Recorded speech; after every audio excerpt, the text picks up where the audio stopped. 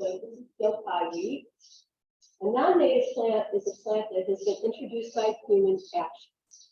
It's a plant that was brought here. Dandelion is a good example. It was brought by pilgrims, so it's been here quite a while. We brought it live for food, mostly for food. And a lot in the early years, first couple hundred years of this country, most plants were brought here for food by people coming to live in America, or coming to live in North America. Later on, a lot of non-native plants were brought in by nurseries to sell, market. They're also called exotic plants. Non-native plants are also referred to as exotic plants. So, among exotic plants, you have exotic naturalized plants. Those are non-native plants that can grow in the wild without any help, cultivation, things like that. So, a good example would be the daylilies, the orange daylilies. Queen lace is one. A lot of people think that's native. That's not native. Dave's rocket, which is blooming now, it looks. A lot of people call that phlox. It's on the roadside, bright colored pink, and it's not really a phlox. It's Dave's rocket. It's a completely different family. We do have a native phlox, but it has 5 petals on the flowers and not 4. And that's the easiest way to tell. Okay, and then we have the exotic, non-native, invasive plants. And those are plants that are naturalized to such an extent that they disrupt native plant habitats and push them out and take over, like kudzu. That's kudzu. If you've driven down south, you see kudzu. Crazy. All right, a little more on exotic plants. They are widely available. Most nurseries and retail stores carry exotic plants. In fact, it's difficult to find native plants in nurseries and retail stores, unfortunately.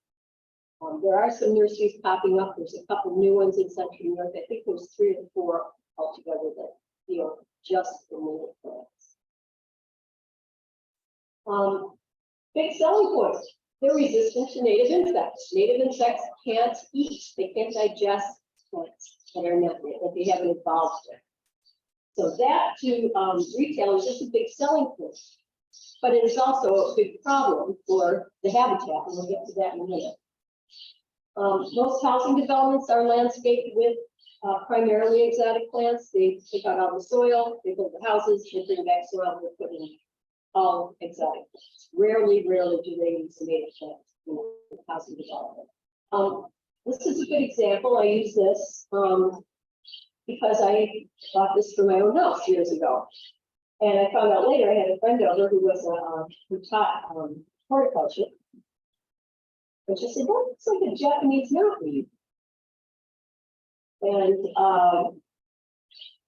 let me show you what this is still being sold, by the way. I like it because it was white and put in a shady area and it looks really nice.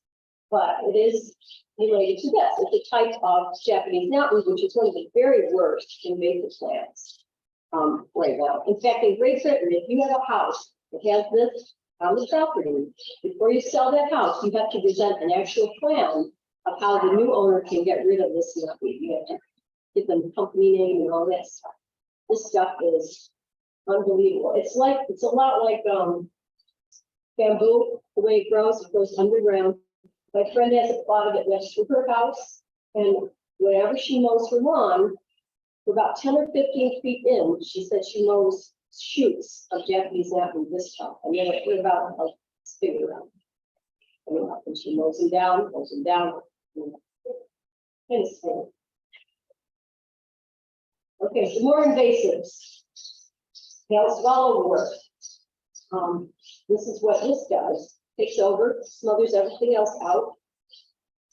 Many roadside wildflowers are exotic plants. Some of them are invasive, some not, but they're very, very tough. That's why they're on the roadside. They can take the salt, traffic, oil, exhaust, all of that. And these invasive plants sprout out and kill native plants, making the native insects go elsewhere because there's nothing to eat.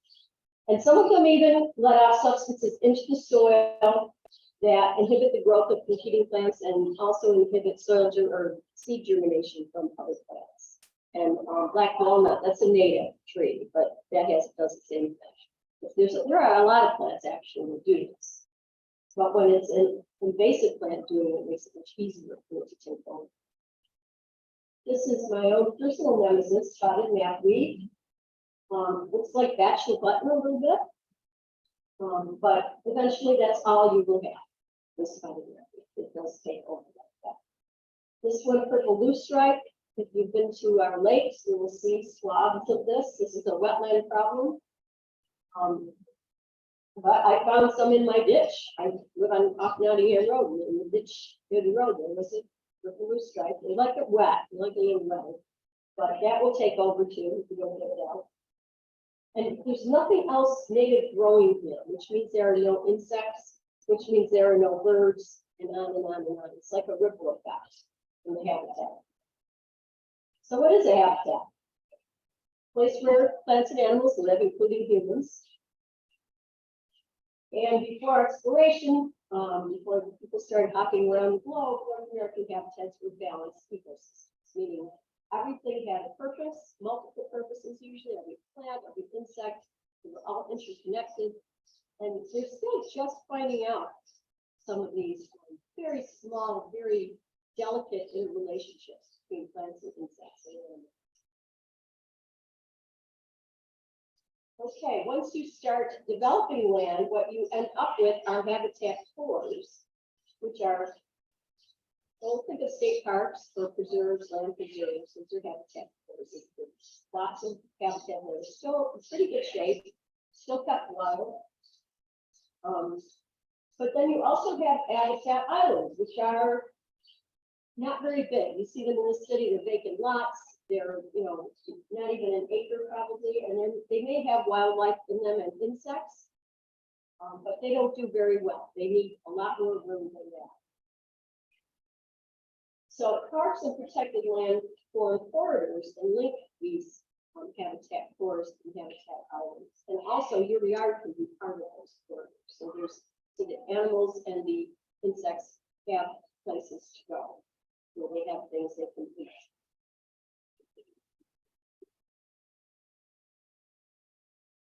Are disappearing. It's easy for an island is such a small size that once a pathogen or anything gets in there, it can wipe out an entire species very easily. Whereas if it's a large core, habitat core, it's a lot of land, traveling smaller area. And just as an example, 70% of East Coast forest land is gone. The whole East Coast, the whole Northeast was gone. Used to be forested, pretty much, except for some areas around the Great Lakes and things like that. But most of it used to be forested. And 70% of that is in the East Coast. And as contrast, rainforest has not lost that much forest. So we've really done quite a job on our forests. New York State's pretty good, 63% forested. Back in the 30s, when everybody was still farming before the Depression, we only had 30% of our land forested. So that's how habitat gets lost. When you see that a species has gone extinct and list habitat loss as one of the reasons, that's what we're talking about. Okay, and the habitat islands with the high extinction rates are called sink habitats. It means they're just swirling down the drain. They're going away. All right. Native plants, as I mentioned, evolved with insects and animals on each continent. They are codependent. Up to 90%, this is crucial, up to 90% of all native caterpillars cannot eat exotic or native or exotic plants.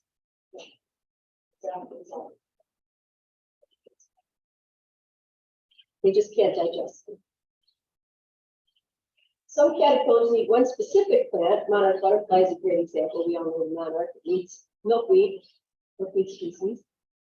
There are only about 5 milkweed species in New York State and in Central Europe that will feed monarch, which is why it's in deep trouble. I mean, the fewer plants that an insect can use, the more precarious its position is surviving. All right. And there's your very sterile development without anything for any insects to eat along. And why should we care about insects? Because that's a selling point, right? At the nurseries, when you go in, and insects go bobbing with us because there's nothing around here. Okay, I have a little clip here. Okay. Bear with me. We'll do an ad, I'm sure.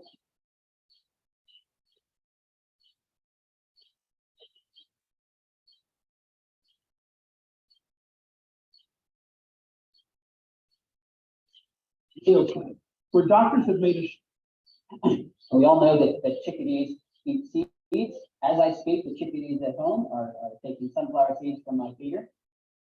So we think of them as seed eaters. But when they're reproducing, they're not seed eaters. They become caterpillar specialists. That is what they're feeding their young. And it's not because that's the only thing they can find. There are early season grasshoppers available to chickadees when they're breeding. There are crickets, there are mayflies, there are syrphid flies and snipe flies and thicket-colored leafhoppers, and cliff beetles, and caddis flies, and sow and centipedes, and milkweed, and spiders, and many, many other things. But they don't take those. They take caterpillars. Which means if you're in an area where you don't have enough caterpillars, you're not going to be able to have breeding chickadees. Almost enough caterpillars is not good enough. So the question is, how many is enough? How many caterpillars does it take to make a clutch of chickadees? And the answer is it takes a lot. And it was these chickadees that told me that. They built a nest in a little box I had in my backyard and set up my camera to take pictures of what they were bringing back to that nest. And the first thing I realized is not only are they only bringing back caterpillars, but they're bringing back very quickly. Both the male and the female are cooperating when they're feeding their young, so they can bring back a caterpillar to the nest once every 3 minutes. In one 27-minute period, they brought back 30 caterpillars. How do they do that? By bringing back more than one at a time. Sometimes a whole bunch. And they're doing that all day long, 6 a.m. to 8 p.m.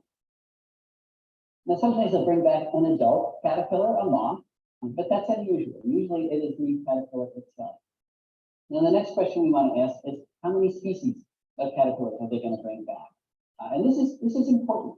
If I had a landscape that had only 3 species of caterpillars, and one year they were very common, so the chickadee could reproduce, but the next year they're not really common.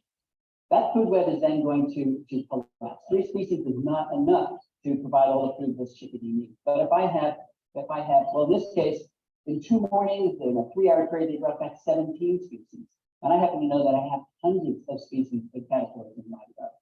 And some combination of those species, those caterpillars, will always be common enough, even if it's a down year, to bring these chickadees through to maturity. So this is where diversity creates stability in your landscapes, in your food web. You have to have a lot of species to make these food webs work. If we go to the book and we look up how many caterpillars that actually chickadee will actually bring back to the nest every day, it's between 390 and 570. And they do that on average for 16 days.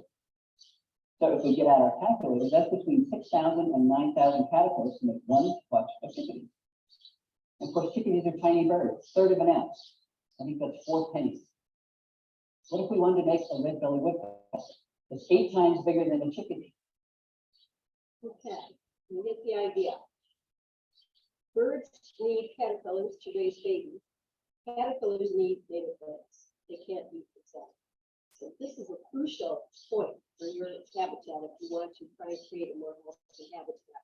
That's something crucial there to remember. You will have far more birds if you plant native plants. By the way, that was Doug Calloway. I don't know if you're familiar with his work. He's an entomologist. He really started the research and the interest in native plants about 25 years ago. And a lot of watching on the global species extinctions of birds way up. They kind of knew that.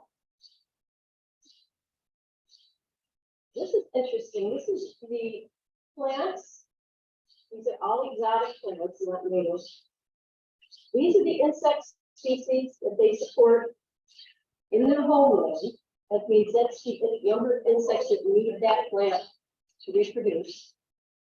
And those are the number of species in North America. Number of species in North America that can eat these birds, not many. And years since they've been in this country, 300 plus years. Phragmites is that tall reed that you see when you're driving that with the feathery top. It's like 8 feet tall or something.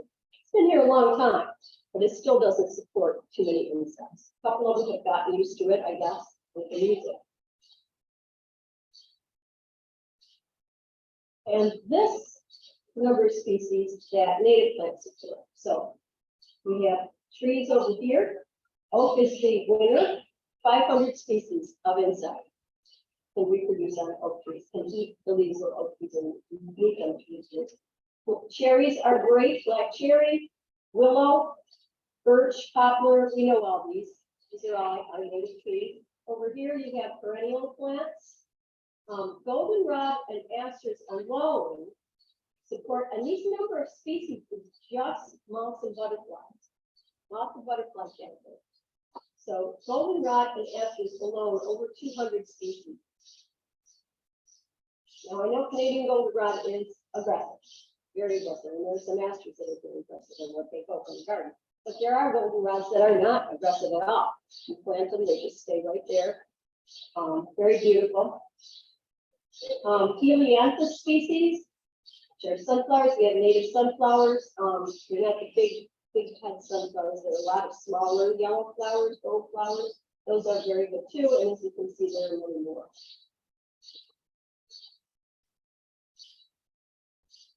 Okay. Another reason we should like insects, they help decompose and absorb dead waste, along with bacteria and fungi. Insects also pollinate, not just bees, flies, ants, really low trillium, the word's trillium, that's pollinated almost totally by ants. They help balance out pests in the case of spiders, ladybugs, insects like that. They are also a sole food source, and a lot of people don't realize this, for many other animals other than baby birds. They're a sole food source for types of amphibians, reptiles, birds, mammals, even bears. Bears in Alaska, they can find mesh systems, and it's fascinating. If they can find a nest of insects, I think it was termites, and they'll just sit there and rest. Because insects are very high protein, very, very high protein. So mammals like them as well.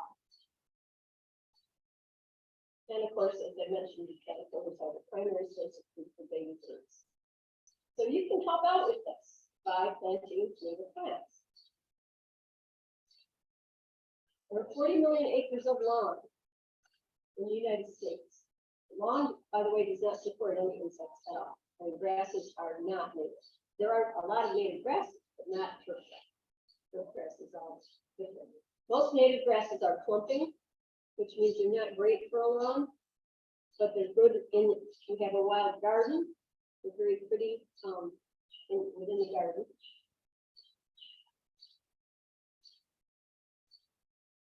Okay, lawn and exotic plants, as I've mentioned, I'll probably mention a few other 100 times tonight, do not contribute to habitat, but native plants do.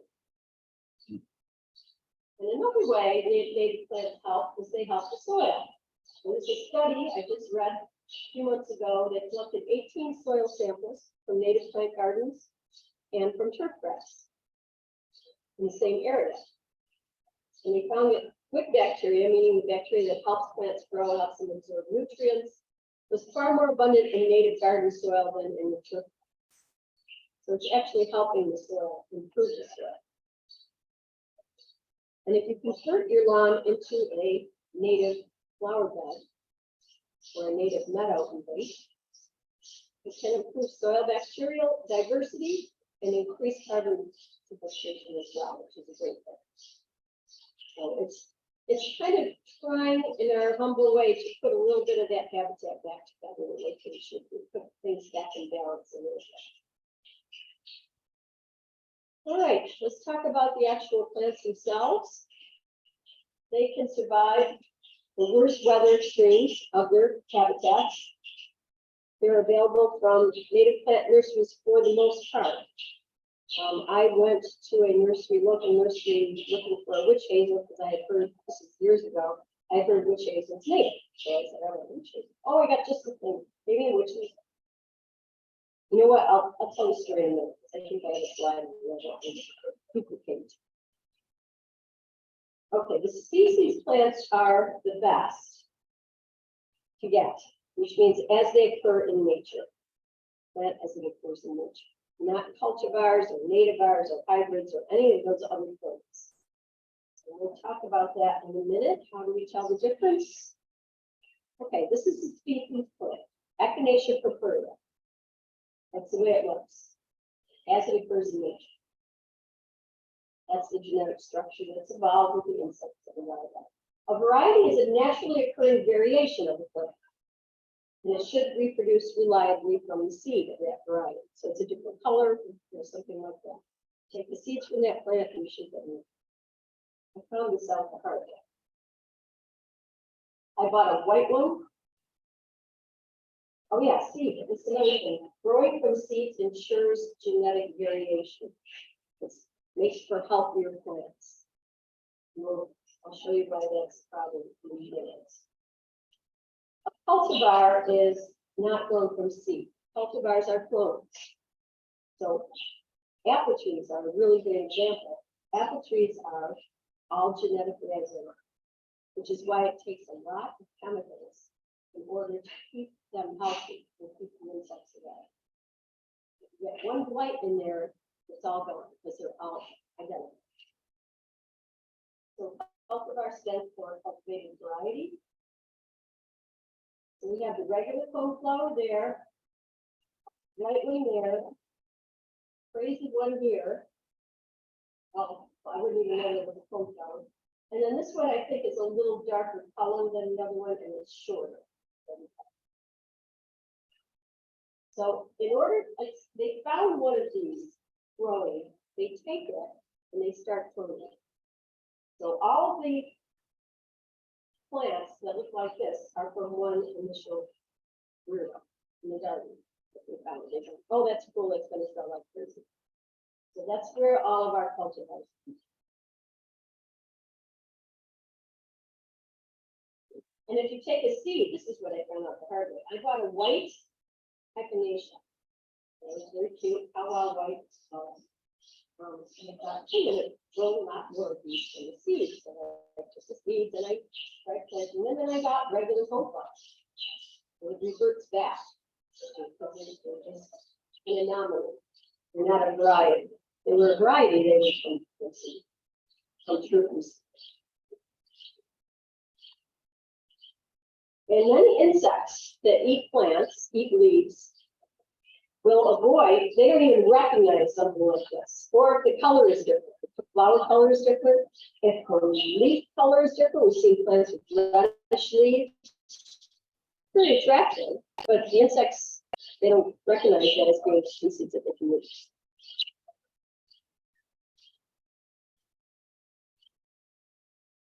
Okay, hybrid is a cross between two species. It sometimes occurs in nature. Things can hybridize naturally sometimes. Again, they don't come true from seed. Rose industry is very big on hybridization, developing new roses, experimenting with all that. You get unpredictable results. A mule is a good example of a hybrid. It's a cross between a horse and a donkey. So here's my witch hazel story. This is the native witch hazel. My mama was Virginian. Blooms in November. So I went into my nursery and I said, I would like a witch hazel. Oh, we got this purple post. I got the witch hazel and took it home, and it bloomed in late February. And I was delighted, actually. It was, the first thing, obviously the first thing out. And on a warm day, like we had, like this past February, when it was warm, there were bees out, and they were on that blooming witch hazel. So there's some cases where exotic plants can do some good if they bloom extra early or extra late, because the seasons are expanding a little bit. So the bees are out, but there's nothing there for them to eat. The plants haven't caught up with that. So, that's the think about all sorts of strange things going on. So Hamamelis vernalis is also native, but it's native in the southern areas, of spring bloom. So instead of November, like ours blooms, theirs blooms in spring. The one that I got is this one, where the X indicates that it's a hybrid. I save all my plant tags, because I'm cheap. And I went back and looked at it later on when I found out, when I saw it blooming in February, I went back and looked, and I saw that X, and I knew it was a hybrid. So Japanese variety and a Chinese variety. And it looks pretty similar to the native version. So those plant tags, gotta keep an eye on those plant tags. All right, how do you start out? Figure out what you already have. You'd be surprised. Especially if you have an older house. It used to be a farmhouse, you might be surprised at what you have. There are a lot of apps out there. They take a picture. Some of you probably use these already. My Naturalist is a great one. It's from Cornell, developed Seek. Picture this, I think, is one. All of those, you take a picture of the plant. Doesn't tell you exactly what it is, but it gives you some options. And you can kind of, by Googling other images, you can kind of figure out what it is. So it's very helpful. This is a local native garden. It's a native garden in Beaver Lake Nature Center, Park Reservation, Baltimore Woods. They all have native plant gardens with labels. You can see what they look like. Figure out what you'd like to plant. This is Park Reservation here. Identify species you'd like to try. And the most important part is to decide how much work you want to do. So you can just start adding a couple things. But I want to mention, because somebody had a question the other day who said, I went out and got something and planted it, and none of the insects ever went near it. They had found out that insects look for large masses. When I say large, I don't mean, but a mass, so that they can spend time going around and get a full load from that one area. If it's just one plant, they're probably going to pacify and put that quickly somewhere else. So I would advise to get more, but certainly more than 3, 5. So you can add them, put them around. You can replace unwanted plants. We all have plants that we kind of glare at when we go by because they're not doing very good. Come on, step it up here. You're going. So you can do that. You can reduce your lawn size to make a new garden. And over time, if you're really motivated, you can try replacing over time. Most of you more say the goal of having more native plants than non-native. And really into it, metal. You gotta be real into it. You gotta have space too. I have a mini one. And that's been really fun. Really fun. I love walking through there. You never know what's going to be coming up. All right. Reducing lawn size is a lot easier than it sounds. They asked me, they should have gotten rid of that whole thing. It's not doing very well. But all you have to do is put down paper or cardboard, cover it with compost, leave it for a while. And I found, they say a month or 2. I found doing it in the fall and letting it go the whole winter works better.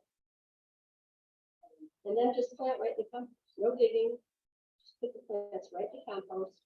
You might find a little bit of residual cardboard and paper in the spring, but it's all mush and it's not much to dig through. Or just cast seed. All right, and there's your native plant garden. And once these fill in, they're finding out that the best ways to discourage weeds is to have wall-to-wall plants.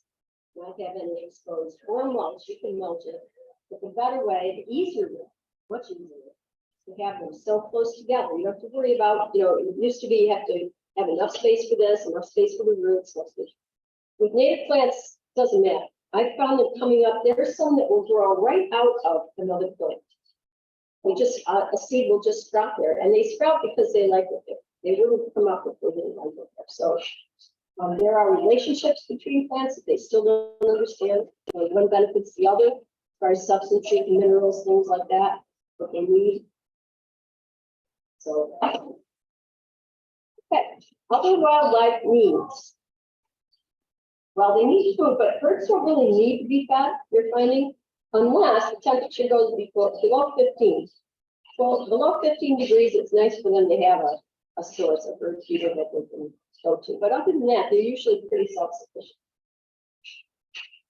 Water, they look for that in their area. And it's best if it's making some noise, a bubbler or something, which are very inexpensive little, like $20 if you get a little solar pump this big that you put in a plate or whatever you want to use, and it bubbles the water, and then they can hear it and come approaching. They like cover. This is important. If you just have a bird feeder out in the middle of a lawn, right in the center, or they're probably not going to visit that very much.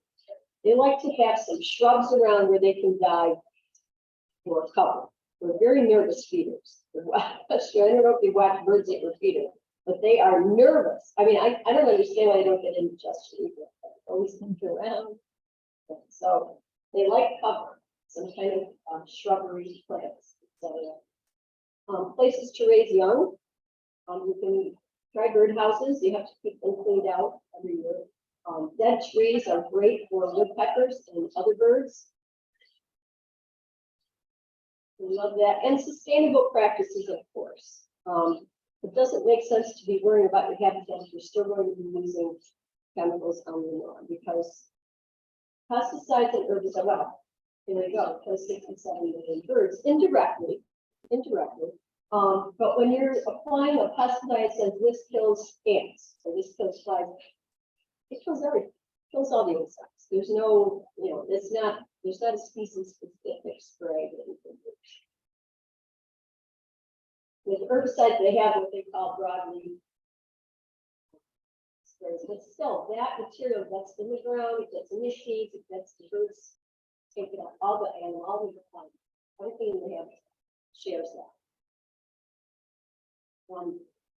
This study kind of shocked me, so I usually include it. They did urine tests on children, 100 children in the school whose parents used herbicides and pesticides, and they found traces in all of them, just from the kids playing in the wet. So, very important. What does that mean? Does it cause it? There's no smoking gun. There's never going to be a smoking gun about this causing this. The chemical companies would never allow that. They always have their own research. So we have to be the ones to decide. And it also kills bees and pollinators, obviously. There are many alternatives available to pesticides and herbicides. And artificial chemicals also affect soil bacteria and the mycorrhizae, fungal filaments that help roots take up nutrients. And those sprays kill those off too. So those are very important in a healthy garden. They enhance also water absorption as well as nutrients. So those develop on their own.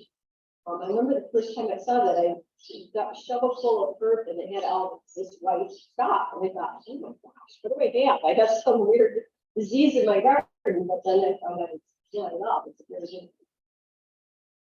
So this is a good way to kill weeds, to kill that you don't want. Vinegar plus 1 teaspoon of dish soap. The soap helps put a cling to the plant. Salt will do it. Boiling water will do it. Neem oil is my personal favorite. That's for insects, for an insect infestation. And that perfectly benign oil. You can use it on your skin, but it coats the insect. In fact, a lot of oils, you can do this with a lot of oils, but neem oil is the one that's easiest to use for this purpose. And it suffocates the insects because they breathe through their cells. Their excess. And there's a lot of other methods to get rid of those pests. But if you get your gardens in balance and your yard in balance, you're going to be plagued by as many pests. It's you'll have more creatures in the yard that help you out. Okay, other sustainable practices, leaving the leaves, insect winter over in larvae and cocoons in the winter leaves. So if you can, leave the leaves, that's great. I leave mine in my garden permanently. I let them just sit there and it's mulch, so they don't have to mulch. In the spring, things will come up, and sometimes you see the leaves getting pushed up by something, just make a little hole, and it's pretty much. And there's another, that's a stalk, leaving stalks as well. There are bugs in the stalks, and in the winter you may see, particularly chickadees, working the top. They'll be hanging on, and they'll be working the top of the stalk and trying to get the bugs out. A lot of all winter, and the seed heads too as well.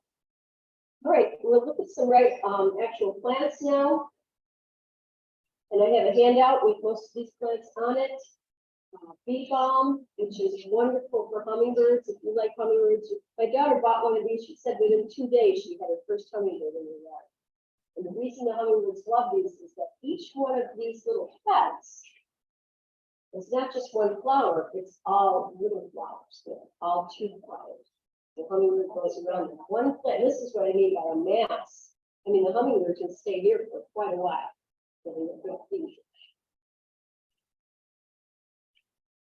Okay, asters. This is New asters, beautiful, especially in the fall. Well, that's when it blooms. Nice for goldenrod. Bellwort, that's a shade plant. Very elegant. Native lupins. And most lupins that you find for sale are not native lupins. The ones up in the Adirondacks, I don't know if you've ever driven through there and seen a hillside, those are native lupins. Purple coneflower, technically not native to central New York, but a little bit west of here, a little south. It's more of a prairie type flower, but I think the insects would stay in here. These are our phlox, the native phlox. Great big flower heads on those. Butterfly weed, I think we all know this one. It's all over the hillsides. In the summer, so low, but this is a milkweed that can support monarch butterflies as well. This is another type of milkweed, swamp milkweed. Now, milkweed, common milkweed is a plant that's going to take over the garden. It'll just go. Those roots will go just like where the goldenrod. This one will not do that, and it's beautiful. It's big. Got big pink flowers on it. It's very pretty. It's very reliable. Joe Pyeweed, which is huge. You are familiar with Joe Pyeweed? Massive. It gets 8 to 10 feet tall. Last year, the year before, it was up over the ridge of my garage. So now I decided it's a little too tall. So you can cut it in June, sometime in June. You cut it, it's about 3 feet tall in June, cut it halfway down, and then it stays in there. Cut it out. And it should always go in the back. It's going to always be. That's good for a wet area. That's wet area. Good beauty. This looks a lot like that invasive loosestrife that I showed you. Wetlands plant. It looks a lot like it, but it's brown.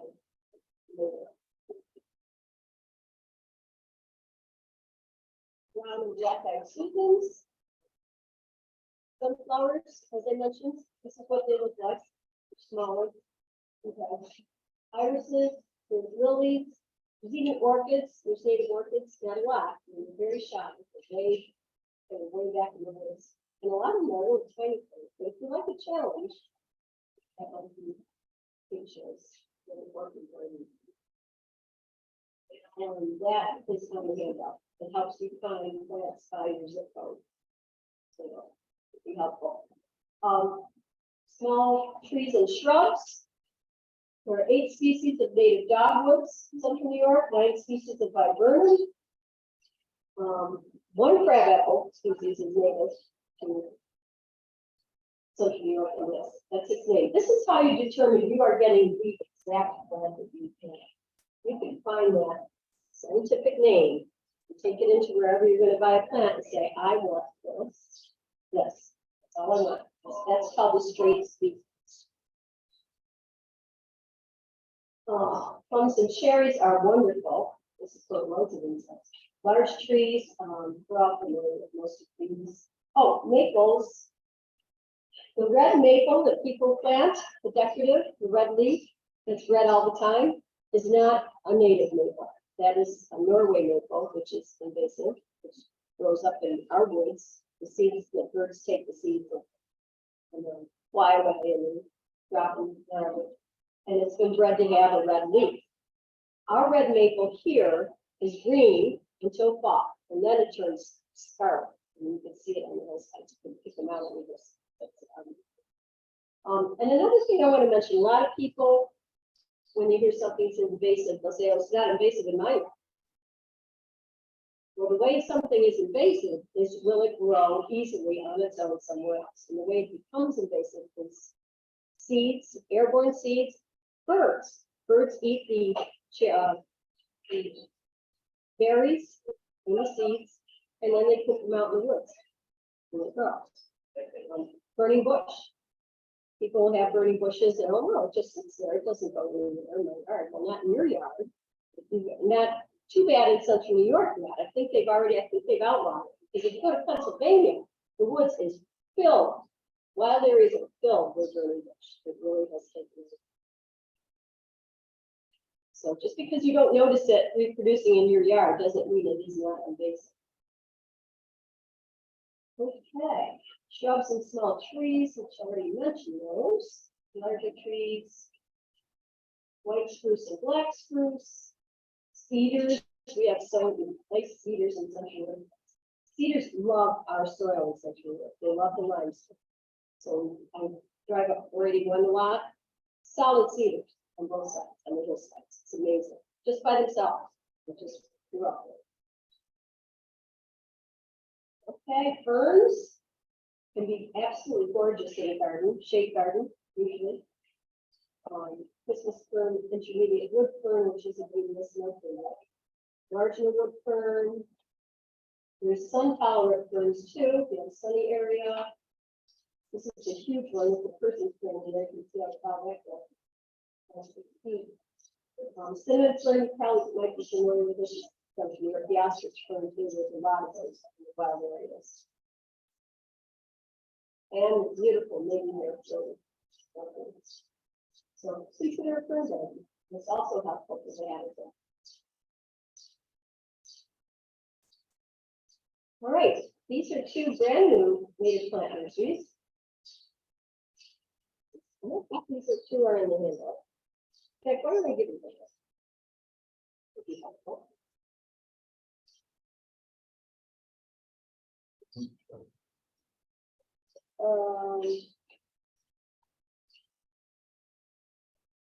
Yeah, no, I don't see them on here. I do have 4 nurseries on the back of it, but not these 2. These just started this year. One's in Lafayette, one's at North. So, I haven't been out there yet. These 2. Always happy to see new native plants.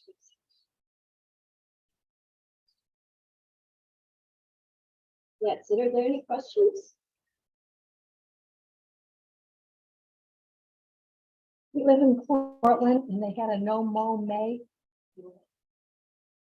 So we let everything grow for a couple of weeks, so it looked terrible. And then we mowed some of it, but we did leave patches probably 5 feet by 10.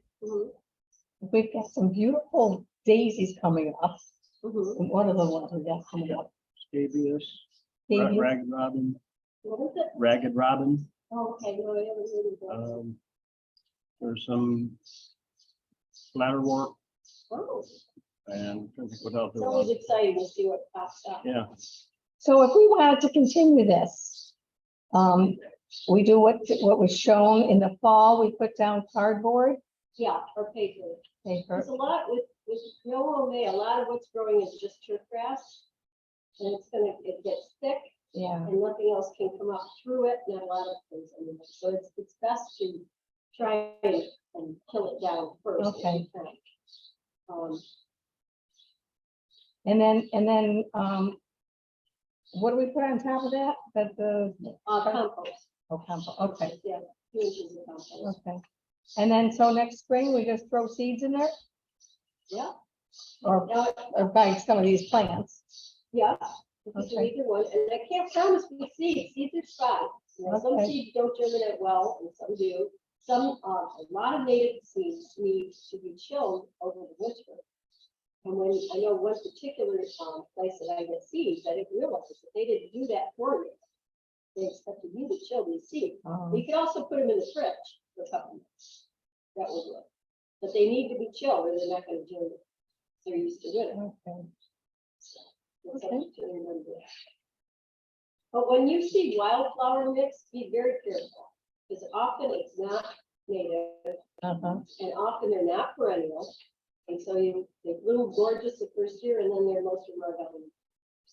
okay. So there is a nursery, a mail order nursery, Prairie Moon Nursery, that has very nice seed mixes that I put on the panel. What's the name again? Prairie Moon, it's on. the- Oh, it's on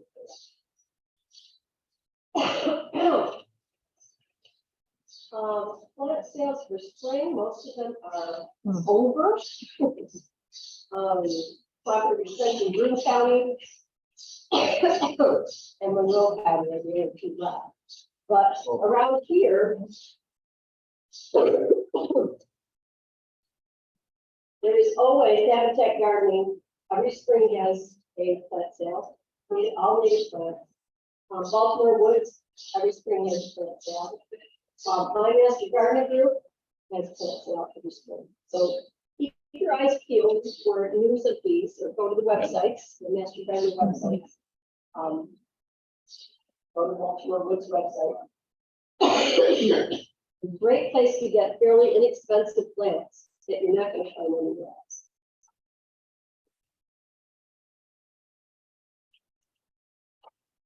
Okay, and this is on your handout as well. This book is by the gentleman that we saw on the clip. Very good book.